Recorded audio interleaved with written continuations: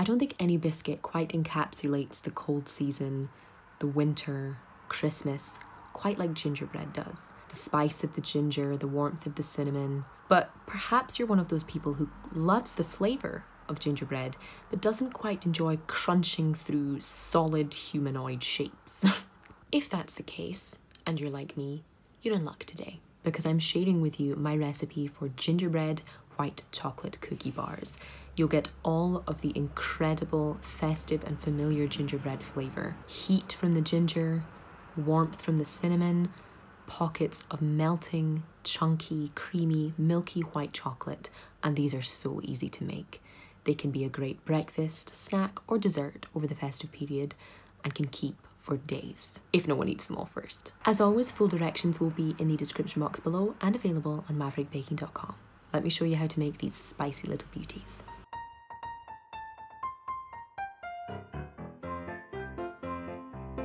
Our recipe, like all good recipes, starts off with a big healthy dose of butter. You can use unsalted or salted, just adjust the salt in the recipe to your tastes.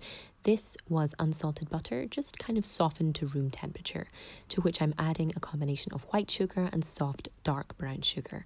That dark brown sugar really kind of adds the moisture and that almost treacly flavour that gingerbread is so renowned for. The white sugar just helping crisp up the outside of the cookies and add just that extra touch of much needed sweetness. So you're just going to want to kind of burl this around with your wooden spoon until it's combined into something almost resembling wet sand. You don't need to beat the butter and sugar for too long. You don't need it to be light and fluffy. You basically want it to be just combined enough so that you have no big lumps of sugar or big lumps of butter waiting to surprise you later on. Then I want you to grab an egg and an egg yolk. I always recommend using large eggs, and you can add these just at the same time. You can save a white for an omelette or for a meringue later.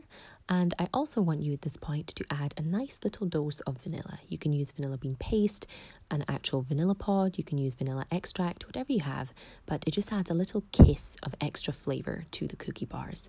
Then you're going to pick up your wooden spoon again and just kind of combine this all together until it's a slightly looser and softer version of what you had before. Again, it doesn't need to be anything fluffy or super airy. It doesn't need to be a bicep workout, just to combine it all together. Then you're going to add your dry ingredients, starting off with some plain flour. If you want your cookies to rise slightly, you can add some baking powder or bicarbonate of soda.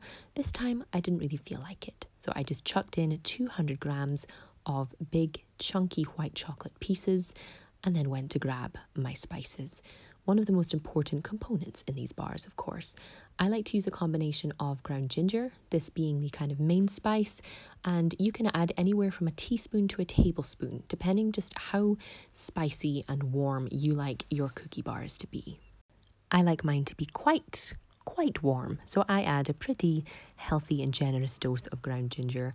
I then follow this up with just a little bit less cinnamon and the same amount of mixed spice. If you can't find mixed spice wherever you live, you can use a combination of cardamom, of black pepper, of nutmeg, of whatever you fancy. You can make your own little spice blend for these bars. As long as you have the ginger and cinnamon in there, you can get creative with the rest. And of course, as all good bakes should have, a generous helping of salt. If you used salted butter at this point, just add a small pinch, but otherwise I would recommend being fairly liberal with it because these will make a lot of cookie bars. Then I just want you to grab your wooden spoon again and mix this into a wonderfully thick and stiff cookie dough. This might become a bicep workout at this point, but this is roughly what your dough should look like by then.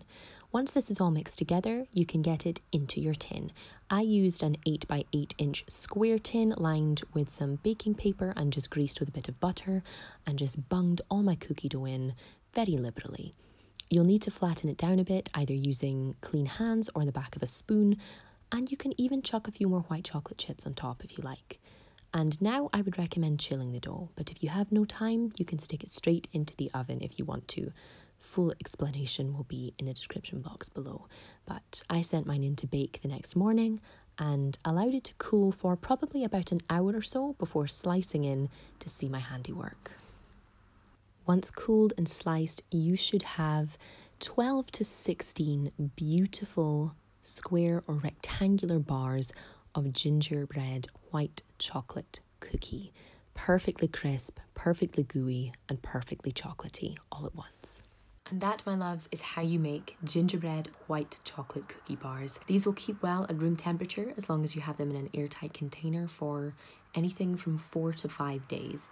They can be a great gift, or as I said, a great breakfast, a great snack, a great dessert, just something fine to have around the house over Christmas time. You could even bake this recipe into individual cookies by rolling them up into balls and placing them on a tray before chilling them, and baking for just over 10 minutes rather than 25. Thank you guys as always for watching. If I don't see you before then, have a wonderful Christmas, and thank you as always.